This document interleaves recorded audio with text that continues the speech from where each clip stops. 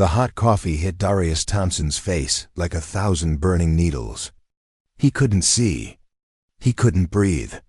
He could only feel the scorching pain spreading across his skin as he fell from his motorcycle onto the cold parking lot pavement. The last thing he heard before everything went black was the angry voice of Richard Sterling, screaming words that cut deeper than any physical wound ever could. This moment would change both their lives forever, but not in the way anyone could have imagined. Let me take you back to where it all started. Darius Thompson was a 35-year-old delivery driver who rode his motorcycle through the streets of Atlanta every single day. He had dreams bigger than the sky, but life had other plans for him. 10 years ago, Darius was studying engineering at Georgia Tech with a full scholarship. He was going to be the first person in his family to graduate from college. His mama Diane worked 3 jobs to help him with his books and living expenses. His little sister Tamika looked up to him like he was a superhero. Everything was perfect until the accident happened. A drunk driver ran a red light one rainy night and crashed into the car Darius was riding in with his best friend. His friend didn't make it. Darius survived, but he had injuries that took years to heal. The medical bills piled up like mountains. His mama used all her savings. They lost their small house. Darius had to drop out of college in his final year to work and help his family survive. The drunk driver who caused everything was a rich man's son who got away with barely any punishment because of expensive lawyers. That pain never left Darius, but he didn't let it turn him bitter. Instead, he made a promise to himself. He would work hard every single day. He would save every penny he could. He would go back and finish his degree someday. He would make his mama proud. He would show Tamika that falling down doesn't mean staying down. For 10 years, Darius delivered packages on his old motorcycle. He woke up at 5 in the morning every day. He worked until 9 at night. He saved money in a coffee can hidden under his bed. People laughed at him. They said he was too old to go back to school. They said he should just accept his life as it was. But Darius kept pushing forward. He was so close now. Just 6 more months of saving, and he would have enough money to go back to Georgia Tech and finish his engineering degree.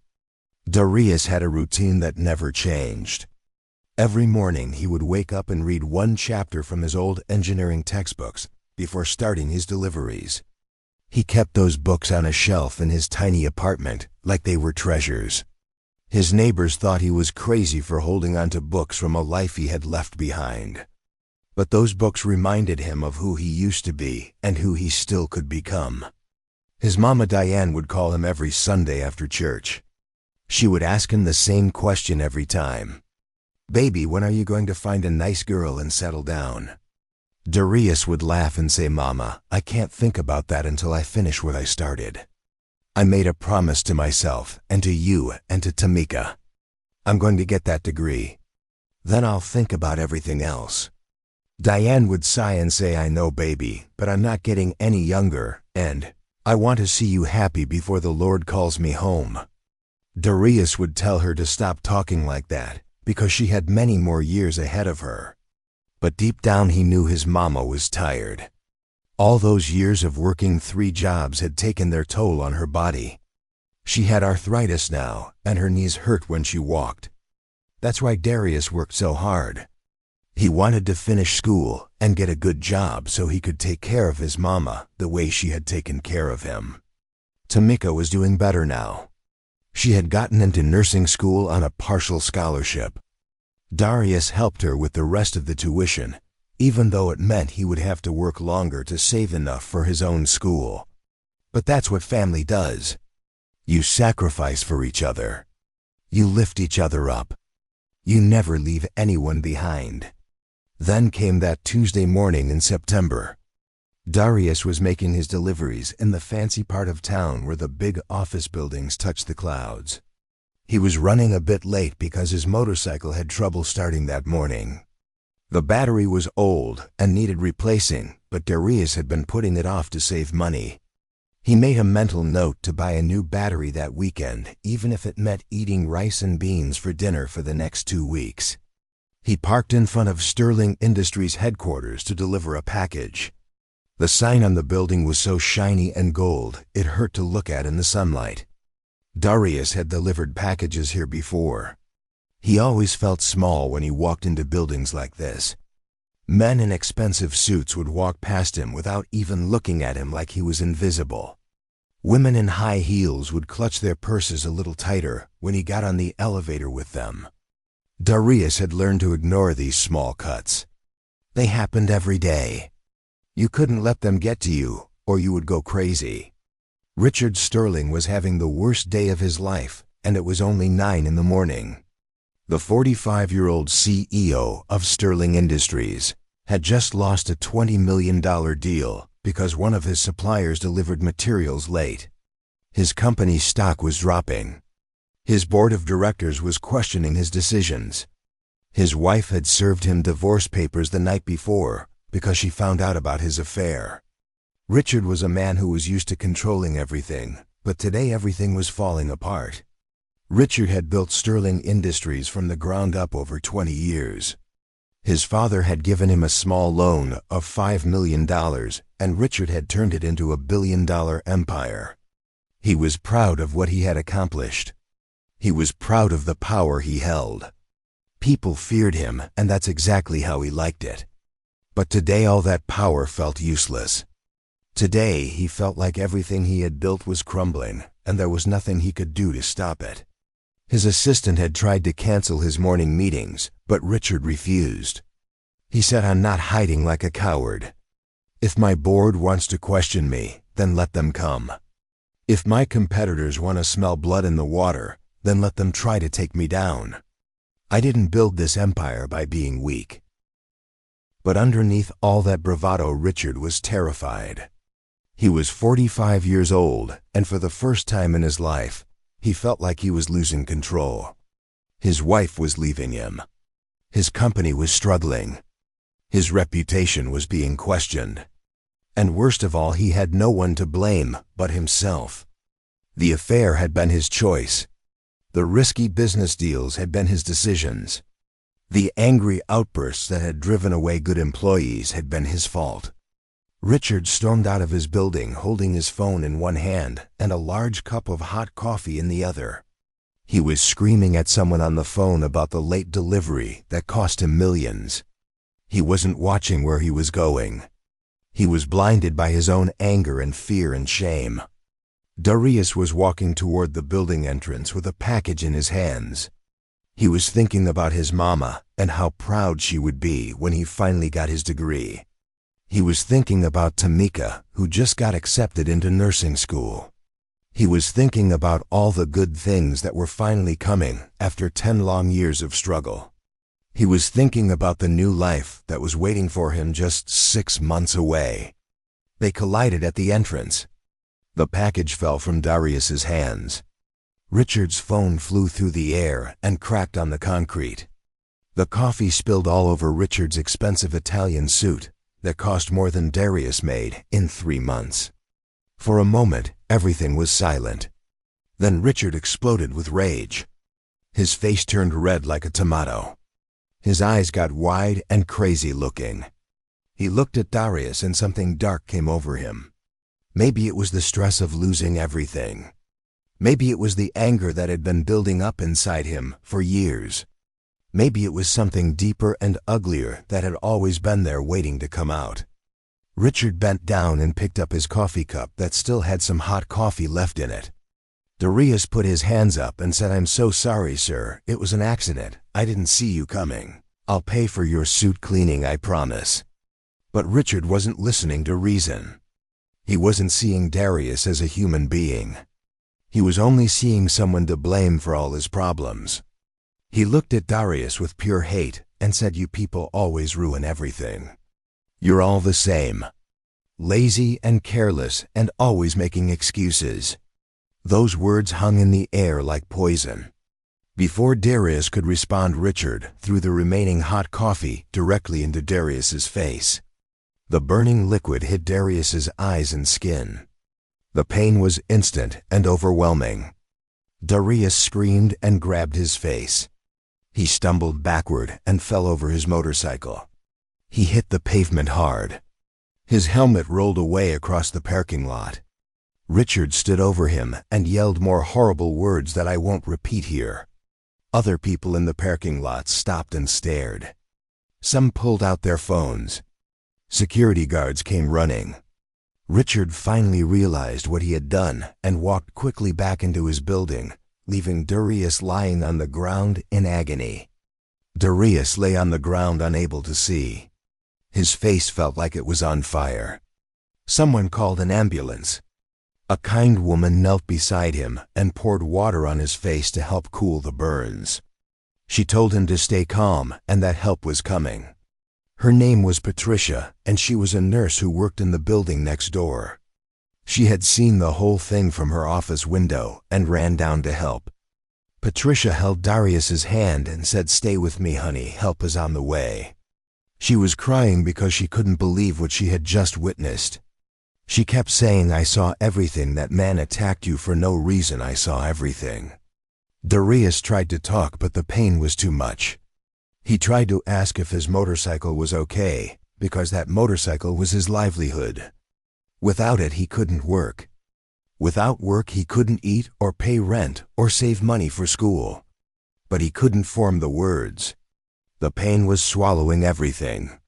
He passed out right there on the cold concrete, with Patricia still holding his hand. When Darius woke up, he was in the hospital. His mama was sitting beside his bed holding his hand and crying. The doctor said he had second-degree burns on his face. He would need treatment and medicine. His left eye was damaged and might have permanent vision problems. The bills were already starting to pile up again, just like 10 years ago. Darius felt everything he had worked for slipping away. The money he saved in that coffee can under his bed wouldn't be enough for college now. It would have to go toward medical bills. 10 years of waking up at 5 in the morning. 10 years of working until his body ached. 10 years of saving every single penny. All of it gone because of one man's anger and hate. The first night in the hospital was the hardest. Darius couldn't sleep because of the pain. He kept replaying the moment in his mind. He kept seeing Richard Sterling's face twisted with rage. He kept hearing those words, "You people always ruin everything." He kept feeling that burning coffee hitting his skin. Around 3 in the morning, when his mama had finally fallen asleep in the chair beside his bed, Darius started to cry. Not because of the physical pain, but because of everything the attack represented. It was every time someone had clutched their purse when he got on an elevator. It was every time someone had followed him in a store. It was every time someone had assumed the worst about him just because of the color of his skin. It was a lifetime of small cuts that had suddenly become one big wound that he couldn't ignore anymore. A nurse came in to check on him and saw him crying. Her name was Gloria, and she was an older black woman who reminded him of his mama. She sat down beside his bed and said, "Baby, I know it hurts, but you're going to get through this." Darius said, "It's not just the burns that hurt. It's everything." Gloria nodded and said, "I know, honey, I know. But listen to me. You can't let what that man did destroy who you are.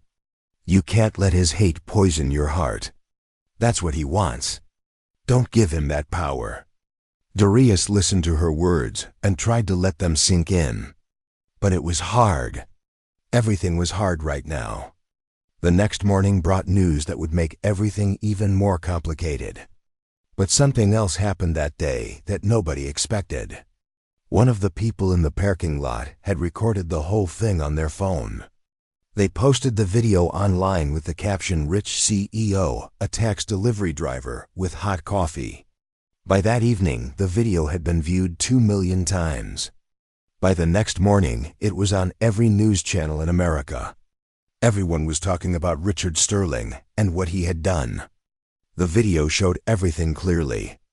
It showed Darius apologizing. It showed Richard's hateful words. It showed him throwing the coffee. It showed Darius falling and lying hurt on the ground while Richard walked away. There was no way to deny what happened. There was no expensive lawyer that could make this disappear. Richard Sterling's world collapsed in 48 hours. His company's board fired him immediately. His business partners cut all ties with him.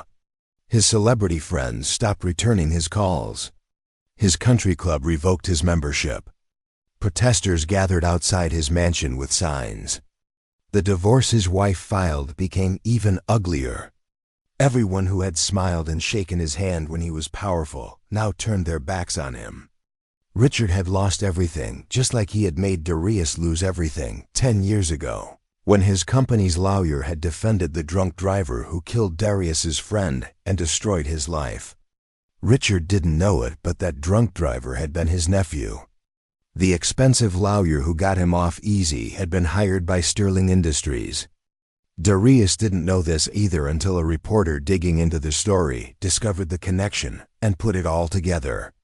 When that news broke, it was like a bomb going off. The reporter published an article titled "The Man Who Destroyed Darius Thompson's Life Twice." The article detailed everything. The accident 10 years ago. The drunk driver who was Richard Sterling's nephew. The expensive lawyers from Sterling Industries who got the nephew off with barely any punishment. The fact that Darius had to drop out of college because of medical bills from that accident. And now Richard Sterling had attacked Darius again. People were outraged. The story wasn't just about a CEO attacking a delivery driver anymore. It was about privilege and power, and how the rich could hurt regular people over and over again, without consequences. It was about racism and hate and everything that was wrong with America. The story became bigger than just Darius and Richard. It became a symbol. Darius's hospital room was flooded with flowers and cards from strangers. People he had never met were sending him money to help with medical bills. Local churches were organizing fundraisers. His story was inspiring people to talk about their own experiences with injustice and racism. Some people were calling him a hero for surviving. Some were demanding that Richard Sterling be arrested and put in prison. But Darius didn't feel like a hero. He just felt tired and hurt and scared about the future. The universe has a strange way of bringing things full circle. Richard sat in his big empty mansion that would soon be taken by the banks. He had no friends, no family that wanted to see him, no job, no future. For the first time in his life, he understood what it felt like to have everything taken away. He thought about ending his life. He stood on his balcony looking down at the ground 3 stories below and wondered if anyone would even care. His phone kept ringing with calls from reporters wanting statements. His email was full of hate messages from people around the world. His social media accounts had been hacked and filled with threats. He was afraid to leave his house because of the protesters outside. He was trapped in a prison of his own making. Richard's assistant Jennifer was one of the few people who still talked to him. She had worked for him for 15 years and had seen him at his best and his worst. She called him one evening and said, "Mr. Sterling, I'm worried about you." Richard laughed bitterly and said, "Why would you worry about me, Jennifer? I'm a monster." "That's what everyone is saying, and they're right." Jennifer was quiet for a moment. Then she said, "You did a terrible thing, but that doesn't mean you're beyond redemption. My pastor says everyone deserves a chance to change if they're truly sorry. Are you truly sorry, Mr. Sterling?"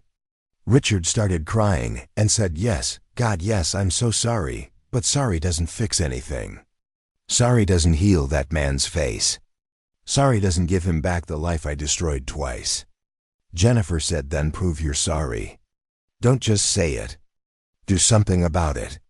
Richard asked, "What can I possibly do?" Jennifer said, "Start by watching his interview that's airing tonight. Listen to what he has to say. Then you'll know what to do next." That night, Richard watched the news. A reporter had interviewed Darius from his hospital bed. They asked him what he wanted to happen to Richard Sterling. Everyone expected Darius to demand justice and punishment. Everyone expected him to be filled with rage and hate. But Darius surprised everyone, including Richard, who was watching from his empty mansion. Darius said this with tears running down his bandaged face. "I don't hate Mr. Sterling. I'm hurt and I'm angry about what happened, but hate won't heal my burns or bring back my dreams. I've spent 10 years working hard to rebuild my life after another tragedy. I learned that holding on to anger and bitterness only poisons your own heart. Mr. Sterling did a terrible thing, but I forgive him. I hope he finds peace and learns from this. I hope he becomes a better person. That's all I want." The reporter pushed back. She said, "But Mr. Sterling destroyed your life twice. He's the reason your friend died 10 years ago. His company helped his nephew escape justice. And now he's attacked you again. How can you possibly forgive him?" Darius closed his eyes and was quiet for a long moment. When he opened them again, he said, "My mama raised me in the church. She taught me that forgiveness isn't about letting someone off the hook. It's about freeing yourself from the prison of hate. If I hold on to hate for Mr. Sterling, then he wins twice. He doesn't just hurt my body. He hurts my soul. I won't let him have that power over me. I won't let what he did turn me into someone filled with bitterness. My friend who died in that accident 10 years ago was the kindest person I ever knew. He always saw the best in people. He would want me to forgive. So that's what I'm doing. Not for M.R. Sterling, but for myself and for my friend's memory." The reporter was shocked. The viewers were shocked. Richard Sterling fell to his knees in his living room and cried for the first time since he was a child. How could someone who had every right to hate him choose forgiveness instead? How could someone who had lost everything twice still have room in his heart for mercy? Richard realized in that moment that he had never understood what real strength looked like until now. He had always thought strength was about power and control and making people fear you. He had built his entire life around that belief. But watching Darius choose forgiveness when he could have chosen revenge showed Richard a different kind of strength. A strength that came from the inside. A strength that couldn't be bought or sold or taken away. A strength that transformed pain into purpose. Richard watched the rest of the interview through his tears. The reporter asked Darius what he planned to do next. Darius said, "Well, I guess I'll have to start over again. The medical bills will take all my savings. I won't be able to go back to school like I planned. But I've started over before, and I can do it again. It'll take time, but I'm not giving up on my dreams. I'm going to finish that engineering degree someday, even if it takes another 10 years." The reporter asked if there was anything people could do to help. Darius smiled a little despite the bandages covering half his face. He said, "Just pray for me. Pray that I heal well. Pray that my eye doesn't have permanent damage. Pray that I stay strong. And pray for Mr. Sterling too. Pray that he finds whatever he needs to find to become a better person." Richard turned off the television. He sat in the dark for hours thinking about everything. He thought about his nephew who had killed Darius's friend and walked away with barely any consequences. He thought about how he had paid for expensive lawyers without asking any questions, because family is family. He thought about all the times he had used his power and money to make problems disappear. He thought about how he had never once considered the people who got hurt along the way. Around midnight, Richard made a decision. He couldn't change the past, but maybe he could do something about the future. Maybe it wasn't too late to become a different person. Maybe forgiveness wasn't just something you received. Maybe it was something you had to earn through action. The next day, Richard did something nobody expected. He got in his car and drove to the hospital. He walked through protesters who yelled at him. Security guards tried to stop him, but he showed them the visitor pass he had gotten by calling ahead. He took an elevator to the 4th floor. He stood outside Darius's room for 20 minutes trying to find the courage to knock. Finally, he opened the door. Darius was sitting up in bed with bandages covering half his face. His mama was there feeding him soup. Tamika was there reading to him from a book. They all looked up when Richard walked in. Diane stood up fast and moved between Richard and her son like a mama bear protecting her cub. Richard raised his hands and said, "Please, I'm not here to cause trouble." His voice was shaking. His eyes were red from crying. He looked nothing like the powerful CEO who had thrown coffee in Darius's face just 3 days ago. He looked like a broken man who had finally hit rock bottom. Darius told his mama it was okay. Diane didn't move at first, but then Darius said, "Mama, please, I want to hear what he has to say." Diane slowly sat back down, but she kept her eyes on Richard like a hawk watching a snake. Tamika closed her book and watched Richard with a mix of fear and curiosity. Richard walked slowly to the foot of Darius's bed. He tried to speak, but the words got stuck in his throat. He started crying right there in front of everyone. Not quiet tears, but deep sobbing that came from somewhere he didn't know existed inside him. "I'm sorry, Darius, I'm so sorry," Richard finally said between sobs. "There's no excuse for what I did. I was angry and I took it out on you. I saw your skin color and I let hate guide my actions. I'm a terrible person. I've been a terrible person my whole life. I hurt you and I hurt so many others. I destroyed my own life because of hate and anger. I don't expect you to forgive me. I don't deserve forgiveness. I just needed you to know that I'm sorry. I would give anything to take back what I did." The room was silent except for Richard's crying. Tamika had tears on her cheeks. Diane's hard expression softened just a little bit. Darius sat there looking at this powerful man who had hurt him, now broken and begging for mercy. Darius spoke quietly. "Mr. Sterling, why did you really come here today?" Richard wiped his eyes. He said, "Because watching your interview last night saved my life. I was going to jump off my balcony. I had lost everything and I wanted to die. But then I saw you choose forgiveness when you had every right to choose hate. I realized that if you could forgive me after what I did, then maybe there's hope for me to become a better person. Maybe it's not too late to change. I don't know how to fix what I broke, but I want to try.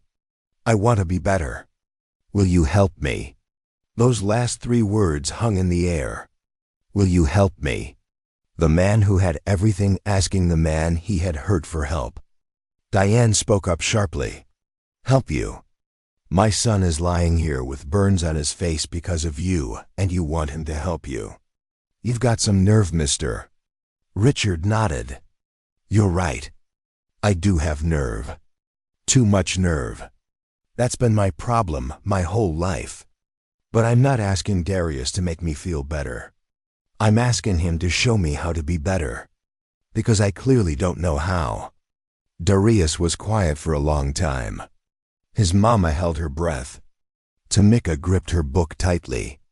Richard stood there waiting for judgment. Finally, Darius said, "Yes, I'll help you, but you need to understand something first. Saying sorry isn't enough. Being sorry isn't enough. You need to do the work to change. You need to face what you did and why you did it. You need to look at the hate in your heart and dig it out root by root. That's hard work, Mr. Sterling. That's harder than any business deal you ever made. Are you ready for that?" Richard nodded. "Yes, I'm ready. Tell me what to do."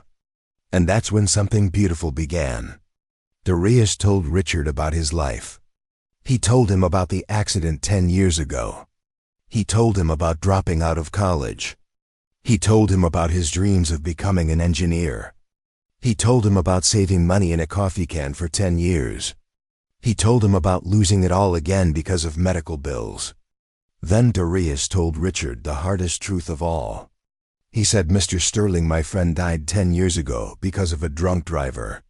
That driver barely got punished because of expensive lawyers. I just found out your company hired those lawyers. Your nephew was that drunk driver. You helped the person who destroyed my life escape justice. Now you've hurt me again. Do you understand what that means? Richard's face went white. He stumbled backward and caught himself on the wall. I didn't know, he whispered. I swear I didn't know. But you're right.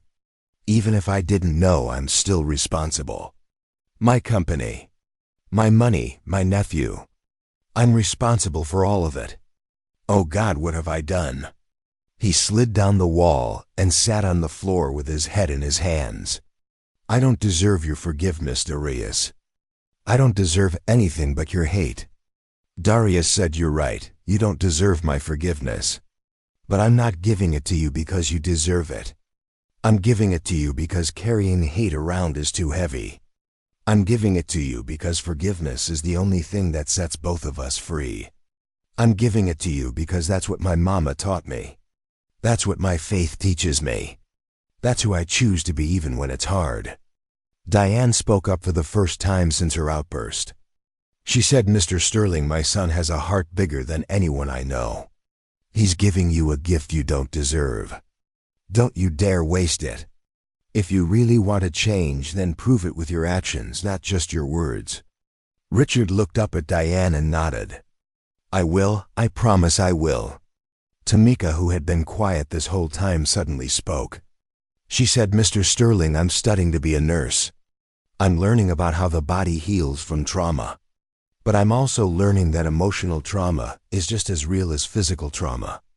What you did to my brother hurt him in ways you can't see. If you really want to make things right, then you need to understand that healing takes time. You can't rush it. You can't force it. You just have to be patient and consistent and show up even when it's hard.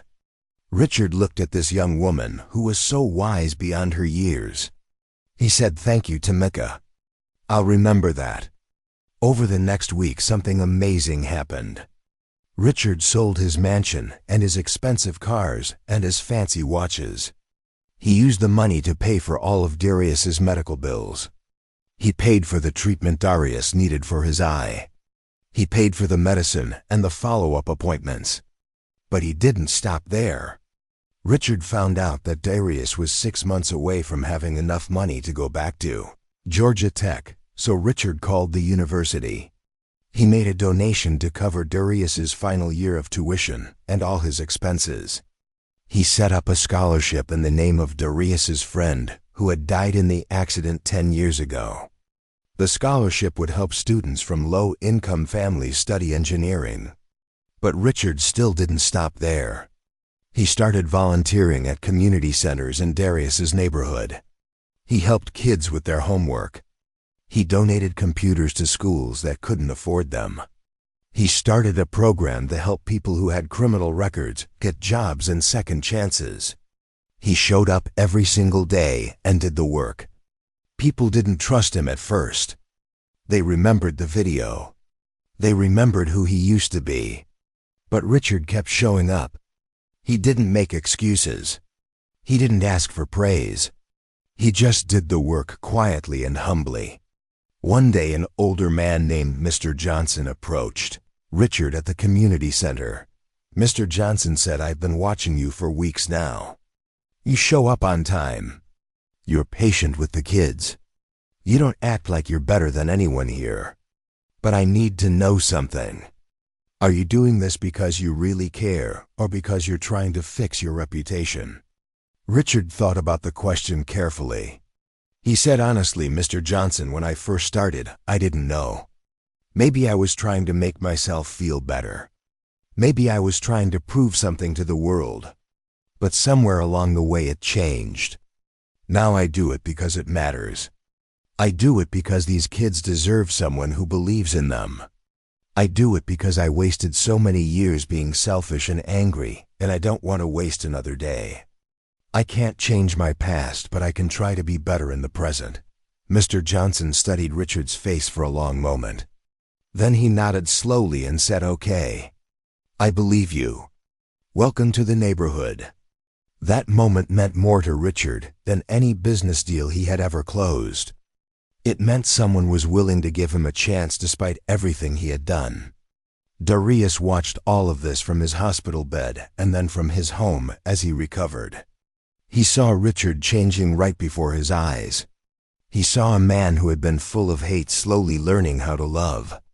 He saw a man who had been selfish learning how to serve. He saw a man who had been broken finding a way to heal. The recovery process was long and difficult for Darius. His face was healing, but the scars would be permanent. His left eye had some vision loss that would never fully return. He had to do physical therapy to regain full mobility in his shoulder that he had injured when he fell. There were days when the pain was so bad he wanted to give up.